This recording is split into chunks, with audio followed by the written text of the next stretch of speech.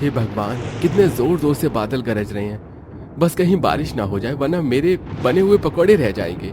तभी बहुत जोर जोर से बारिश शुरू हो जाती है। गरीब प्रभास सड़क पर से बारिश में गुजरते अमीर लोगों को आवाजें लगाता है जो कि रेन कोट में थे। भजिया खाओ भजिया, गर्मा गर्म आलू प्याज पालक भजिया। आओ आओ साहब जी मैडम जी, करारे भजिया खाओ, बारिश का मजा लो, 10 में 20 में भजिया। आओ भाई आओ भाई। अरे नहीं खाने, खड़े होने की तो जगह भी नहीं है भाई तेरे ठेले पर तो। वो औरत आगे बढ़ जाती है। प्रभास दिल उदास कर लेता है। इस बारिश ने तो आज का सारा धंधा चौपट कर दिया, बोनी भी नहीं हुई। तभी एक महंगी कार आकर रुकती है जिसके अंदर से अंजलि नाम की एक अमीर लड़की उतरती है। एक्सक्यूज मी, ये सारे पकौड़े मुझे बेच दीजिए, ये लीजिए पैसे। तुम्हारे लिए तो सब कुछ फ्री में है। मगर अंजलि, तुम बारिश में अपना बंगला छोड़कर क्यों आई हो? ओह बुद्धू, इतना रोमांटिक मौसम हो रहा है और तुम ये सवाल पूछ रहे हो। मैं पकौड़े खाने आई हूँ। अच्छा ठीक है, ये लो। अंजलि बारिश में भीगकर पकौड़े खाने लग जाती है। तभी सड़क पर से जाते हुए उसका पिता आनंद कार में उसे देख लेता है। क्यों मैडम, सारी जिंदगी मैं तुम्हें पकौड़ी बनाकर थोड़ी खिलाता रहूंगा। तुम कब मेरे लिए रोटियां बनाओगी? बहुत ही जल्दी। अंजलि, तुम्हें क्या लगता है, क्या मुझ जैसे गरीब लड़के के लिए तुम्हारे माता पिता मानेंगे? मानना पड़ेगा। मेरे मॉम डैड मुझसे बहुत प्यार करते हैं, वो मान जाएंगे। और तुम्हारे साथ जिंदगी मुझे बितानी है, मैं किसी भी हाल में रह लूंगी। अच्छा तो मैं जाऊं? हाँ जाओ। इसके साथ में प्रभास अपने पकौड़ों का ठेला लेके अपने गरीब कच्चे घर में आ जाता है और अंजलि अपने आलीशान बंगलों में आती है, जहां गुस्से में आनंद कहता है, अंजलि, मैंने तुम्हें हर तरह से आजादी दी, लेकिन तुम्हें अपने पिता की इज्जत का जरा भी ख्याल नहीं आया। जो सड़क पर उछल रही थी, वो टुच्चा सा भजिया वाला ही मिला था तुम्हें। पापा प्लीज, मैं प्रभास से प्यार करती हूँ और शादी करना चाहती हूँ। खबरदार, अगर तुमने उस 2 कौड़ी के गरीब से शादी की तो मैं तुम्हें अपनी जायदाद में से बेदखल कर दूंगा। वो लड़का तुम्हारे लेवल का नहीं है। चांदी के बर्तन में खाने की आदत तुम्हें और मखमल के बिस्तर पर सोने की आदत है। क्या वो दे पाएगा ये सुख और ये सहूलियत?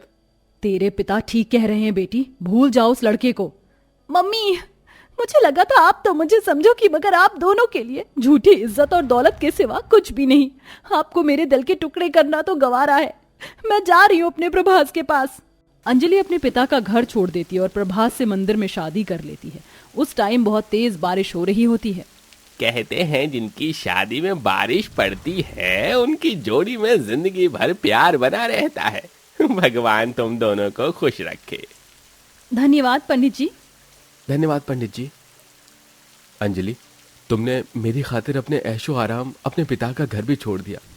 मैं वादा करता हूँ जिंदगी भर तुम्हारा साथ निभाऊंगा।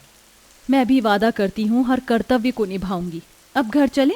कुछ देर में अंजलि दुल्हन का लिबास पहने अपने गरीब से ससुराल में आती है, जो कि एक बहुत ही पुराना कच्चा मकान था और ससुराल वाले परेशानियों का सामना कर रहे थे। कोई टपकती छत के सामने बर्तन लिए खड़ा था तो कोई पानी निकालकर बाहर फेंक रहा था। माँ, एक और बर्तन दो, दीवार के कोने से भी पानी अंदर आ रहा है, नहीं तो घर में भर जाएगा। सारे बाल्टी बर्तन भगोने तो पहले ही जगह जगह लगा रखे हैं, अब कहाँ से लाऊं? इस बरसात ने तो दुखी करके रख दिया है। तभी लक्ष्मी दरवाजे पर खड़ी अपनी बहू बेटे को देखती है। अरे प्रभास बेटा, तू इतना कैसे भीग गया? मना किया था तुझको बाहर मत जा, बरसात में पूरा तन बदन भीगा करके आया है। और ये लड़की कौन है? देखने में तो बड़े घर की लगती है, तेरी मेहमान है क्या? माँ, ये आपकी बहू है अंजलि। क्या तू मेरी बहू लाया है? कितनी प्यारी, कितनी सुंदर है, एकदम मनमोहिनी है। अरे पूजा बेटी, आरती की थाली ला। जहां एक तरफ गरीब परिवार अब तक बारिश में जूझ रहा था, घर में नए मेहमान के आ जाने से सब खुश हुए। खाट पर बीमारी में पड़ा ससुर गंगा के चेहरे पर मुस्कुराहट सी आ गई। देखो माँ, कितने वक्त के बाद पिताजी थोड़ा मुस्कुराए हैं। लक्ष्मी की सूरत है मेरी बहू, आजा। गृह प्रवेश करके अंजलि ससुराल में कदम रखती है तो चारों तरफ बरसात का पानी भरा हुआ था। तभी ननद शर्मिंदगी भरे दिल से बोलती है, भाभी आप पैर मोड़कर खाट पर बैठ जाइए, मैं और माँ कुछ ही देर में सारा पानी निकाल देंगे। दोनों सास ननद बारिश का पानी निकालने लगती हैं। तभी अंजलि भी उनके साथ लग जाती है। अरे ये क्या कर रही है बहू, तूने तो महलों सी जिंदगी जी होगी, मगर ससुराल तो तुझे ऐसा गरीब मिल गया, तुझे आदत नहीं होगी, हम कर लेंगे। माँ जी, कल तक मैं अमीर घर की बेटी थी, लेकिन अब इस घर परिवार की बहू हूँ, मुझे करने दीजिए। तीनों सास बहू ननद बारिश थमने तक पानी फेंकती हैं। लगभग 3-4 घंटे बरसने के बाद बरसात टल जाती है और अंजलि का देवर कहता है, माँ बहुत जोर की भूख लगी है, जल्दी से कुछ बनाकर खिला दो ना। बनाती हूँ मेरे लाल, मैं समझती हूँ भूख लगी होगी। पूरा दिन बरसात का पानी निकालने में भूखे पेट बीत गया। पर माँ खाना बनेगा कैसे? सारी लकड़ी बारिश में भीग गई है। हो कितनी मेहनत से मैं तपती धूप में एक एक लकड़ियां बीन कर लाई थी। ये तो ऐसी भीगी हैं कि जलेंगी भी नहीं। भगवान जी भी कैसा दिन दिखा रहा है। घर में बहू आई है, आज ही बरसात लगानी थी। कोई बात नहीं माँ जी, मैं बना लूंगी इस पर खाना। अंजलि ससुराल की कठिनाइयां देखकर भी घबराती नहीं और बरसात में भीगी लकड़ी पर बड़ी मुश्किल से खाना बनाकर सबको खिलाती है। तभी बीमारी से लड़ते ससुर गंगा ने कहा, आज मैंने अपनी बहू के हाथों से रोटी खा ली। लक्ष्मी, अब चैन से मर सकता हूँ। बाबूजी शुभ शुभ बोलिए, बाबुल का घर छोड़कर आई हूँ। बस अब आप ही मेरे पिता हैं। अपने प्यार भरे बर्ताव से अंजलि अपने गरीब ससुराल वालों का दिल जीत लेती है। इसी तरह दिन बीतते हैं। मॉनसून का महीना अपने चरम पर होता है, जिससे दिन रात बरसात होती है और किसी किसी दिन में तो इतनी ज्यादा बारिश हो जाती है कि दुविधा बढ़ जाती है। एक दिन बहुत तेज तूफान के साथ मूसलाधार बारिश होती है। शाम ढल गई, अंधेरा होने को आ गया। अभी तक प्रभास नहीं आया। बिजली भी इतनी तेज चमक रही है। मेरा तो दिल बहुत घबरा रहा है। बहू, माँ जी आप चिंता मत कीजिए, वो आते होंगे। भूख की हद पार होने के बाद अंजलि के दोनों ननद देवर उसे खाना मांगने लगते हैं। भाभी, मुझे जोर की भूख लगी है, चावल ही उबाल दो ना। देवर जी, घर में अन्न का एक दाना भी नहीं है, आपके भैया को आ जाने दीजिए। बहू से लेकर गरीब ससुराल वालों की आशा भी प्रभास पर टिकी थी। तभी टूटा हुआ ठेला लेकर वह लंगड़ाता हुआ आता है।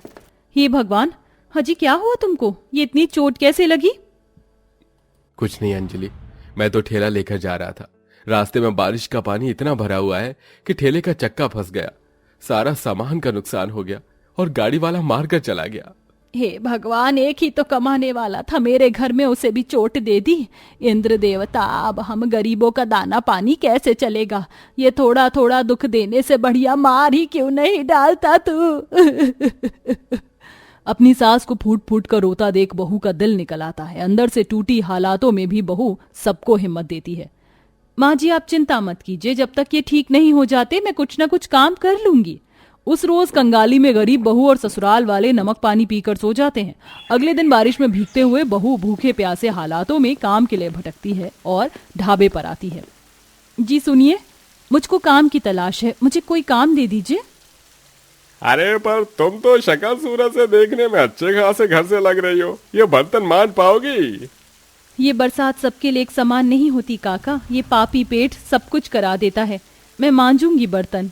रो रो कर वह जूठन धोती है। उधर तूफान उसके ससुराल की छत भी उड़ा ले जाता है। देर रात को वो थोड़ा बहुत खाना खरीद कर लाती है, जिसमें सब खाते हैं और घर कच्चा होने के चलते फर्श में सीलन शुरू हो जाती है, जिससे जमीन के अंदर से पानी ऊपर आने लगता है।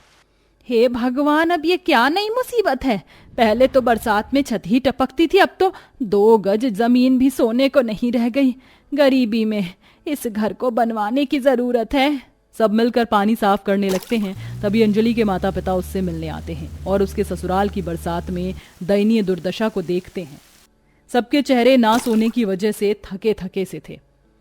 माँ बाहर दरवाजे पर भाभी के पिताजी आए हैं। क्या? डैडी आए हैं? दिल में सारे गम छिपाकर अंजलि अपने माता पिता को देखकर मुस्कुराती है। माँ, पापा, आप यहाँ पर? कैसी है मेरी बच्ची? अच्छी हूँ माँ, बहुत खुश भी हूँ। बैठिए आप लोग।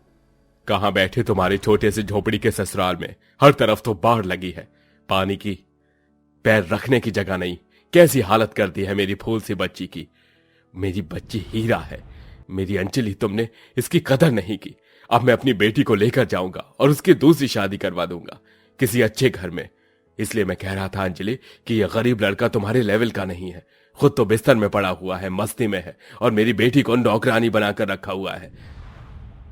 ये नाली जैसा गंदा पानी साफ करा रहे हैं। धन संपत्ति के गुरूर में चूर आनंद अपनी बेटी के ससुराल वालों की बहुत बेइज्जती करता है। तभी गुस्से से अंजलि ने कहा, बस पापा, बस। मेरे ससुराल वाले अगर चुप हैं तो इसे उनकी कमजोरी मत समझना, ये इनका बड़प्पन है। और वैसे भी समझी जी, घर बड़ा हो या ना हो, इंसान का दिल बड़ा होना चाहिए। पहली बार आए हैं बेटी के ससुराल की चाय जरूर पीकर जाइएगा। इतनी बेइज्जती के बाद भी अंजलि की सास को नरमी से बात करता देख आनंद का सर झुक जाता है। आई एम सॉरी बेटा, मैंने तेरी शादी को नहीं स्वीकारा। मुझे लगता था गरीब लोग हमारे लेवल के नहीं है, लेकिन मैं खुश हूं तूने एक सही जीवन साथी चुना है। तभी आनंद चेक साइन करके अपनी बेटी को देते हुए बोला, मना मत करना बेटी, ज्यादा नहीं दे रहा। ये 10 लाख रुपए का चेक है, अपने परिवार की जरूरत में लगा लेना। मैं भी तो तेरा पिता हूं। अपने पिता की दी रकम से अंजलि अपने ससुराल की छत पक्की करवा लेती है और बाकी पैसे से वो होटल का काम शुरू करते हैं, जो कि बरसात, गर्मी, सर्दी हर मौसम में अच्छा चलता है और इस तरह से उनकी परिस्थिति बदल जाती है।